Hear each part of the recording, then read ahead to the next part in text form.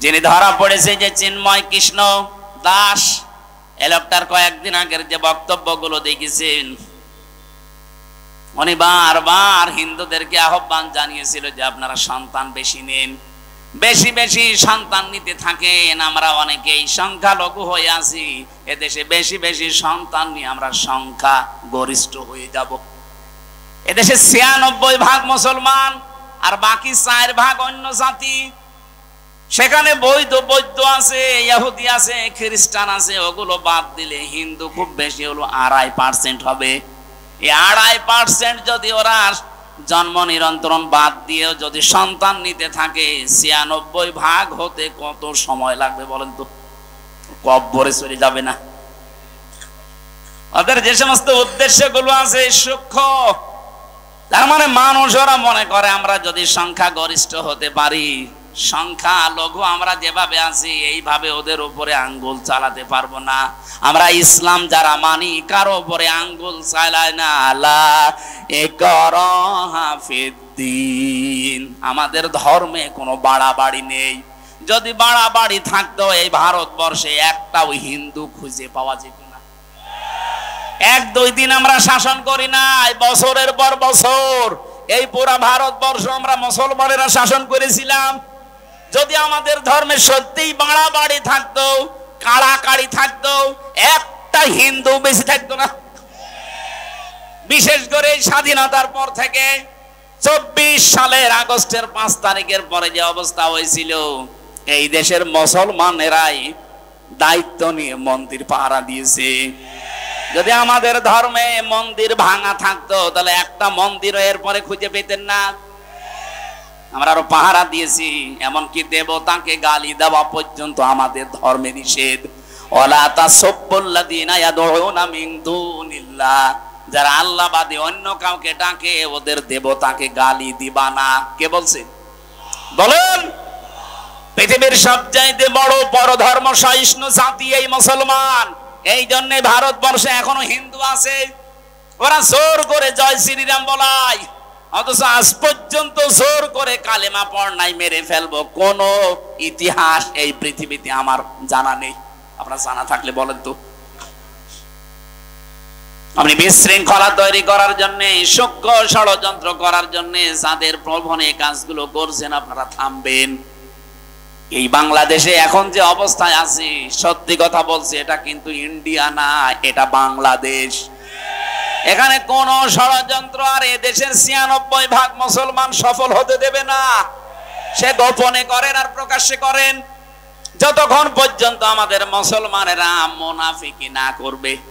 আমি জানছি এগুলো করার পেছনে অনেক মুসলমান মুনাফিক নামধারী পেছনে কলকাঠি নাড়াচ্ছে।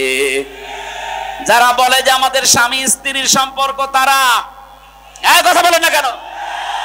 যারা বলে আমাদের স্বামী স্ত্রীর সম্পর্ক, আসলেই তো তাই। আপনারা ২ বোন একসাথে গেছেন, কেউ স্বামীর বাড়ি, কেউ দুলাভাই বাড়ি। এই দেশ থেকে যারাই বাইরের দেশে যায়, তারা এই দেশে মাসে মাসে রেমিটেন্স পাঠায়। তারা রেমিটেন্স যোদ্ধা। আজ ৩ মাস হয়ে গেল ২ বোন গেছেন, একটা টাকাও পাঠান না। আমরা কি করে চলবো? আশা করছে টাকা পাঠাবেন।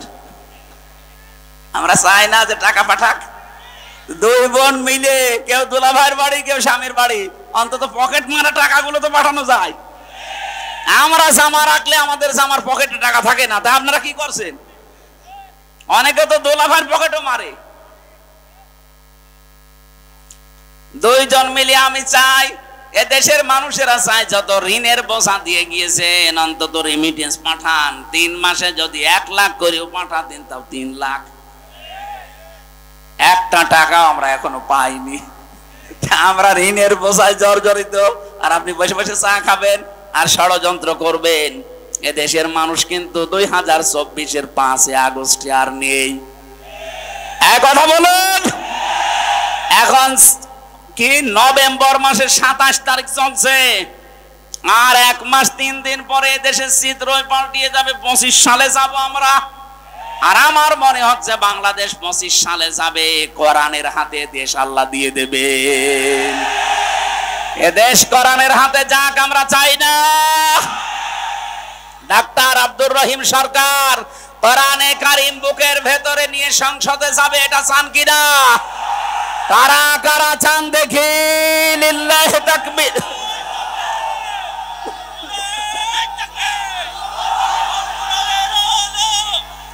আলহামদুলিল্লাহ ভাই,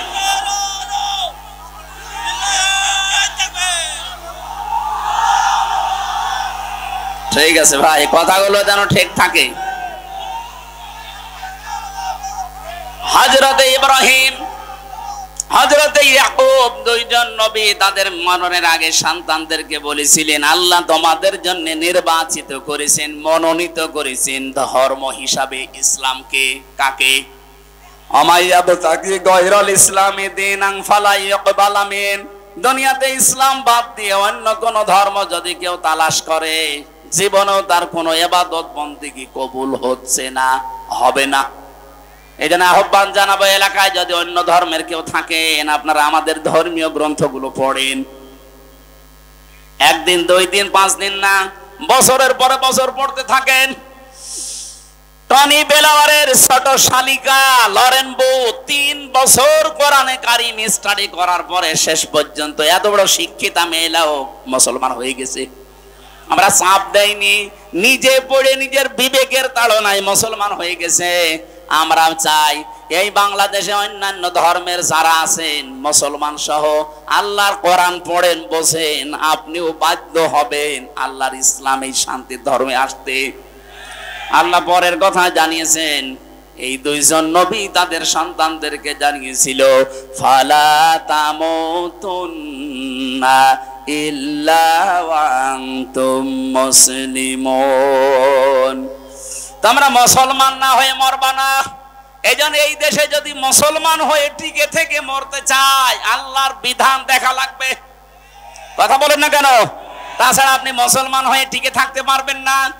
আজ আল্লাহর বিরুদ্ধে, রাসূলের বিরুদ্ধে, ইসলামের বিরুদ্ধে, মানবতার বিরুদ্ধে দেশে কাজ হবে। আর যদি মনে করেন যে যা করছে করুক, লা ইলাহা ইল্লাল্লাহ, আল্লাহর কসম আপনি মরণের আগে বেঈমান হয়ে যাবেন। কারণ ওই পরিবেশ যখন কায়েম হবে তখন টিকে থাকতে পারবেন না।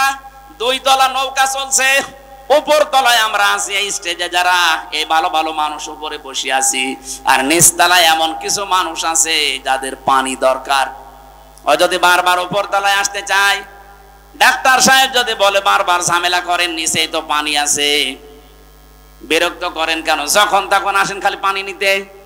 ওরা যদি বলে ঠিক আছে ডাক্তার আর আসবো না, নিচে যে নৌকার একটা তক্তা খুলছে, আমরা উপরে যারা আছি যদি বলি ভাই আল্লাহর নাম নিয়ে খোলেন, আল্লাহর নামে খোলেন আর ভগবানের নামে খোলেন, বলেন তো নৌকায় পানি উঠবে না উঠবে না?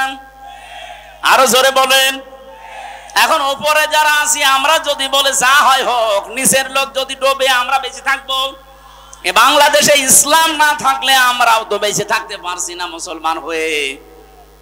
বেঈমান হওয়ার রাস্তাগুলো সব খোলা হচ্ছে সমকামিতা দিয়ে, আল্লাহর বিধানের বাইরে আইন পাশ করে। এক কথা বলছেন।